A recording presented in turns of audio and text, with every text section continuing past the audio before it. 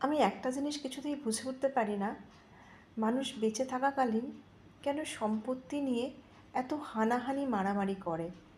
প্রত্যেকটা ফ্যামিলিতেই উঁকি মেরে দেখা যাবে যে এমন কোনো ফ্যামিলি বাদ নেই যেখানে সম্পত্তিগত কারণে কারোর মধ্যে কারোর বিবাদ নেই।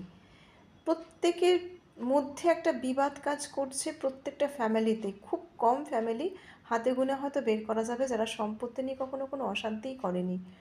একটাই প্রশ্ন সকলের কাছে, যখন আমরা জানি যে আমরা কোনো কিছু সাথে করে নিয়ে যেতে পারবো না, আর নিজের কর্মক্ষমতা বা নিজের যোগ্যতায় যদি আমি সব কিছু অ্যাচিভ করতে পারি, তার যে আনন্দ, সেই আনন্দর ভাগ তো কাউকে দেওয়াও যায় না। সেই আনন্দের ভাগটা নিজেই উপভোগ করা যায় যখন নিজেই কিছু করা যায়। তাহলে সেই আনন্দ আর লোকের ক্ষতি করে, লোককে ঠকিয়ে তার সম্পত্তি নিয়ে নেওয়া, তার মধ্যে কিন্তু কোনো আনন্দেই নেই।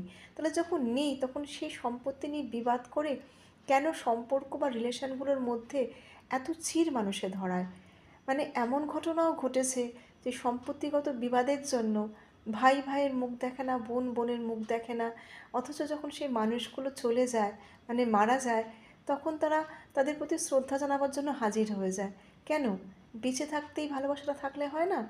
যখন তারা বেঁচে আছে তখন সেই সম্পর্কটা সেভাবেই সুন্দর করো, ভুলে যাও না সম্পত্তির বিবাদ, ভুলে গিয়ে একে অপরের পাশে থাকো, ভালোবাসা দাও।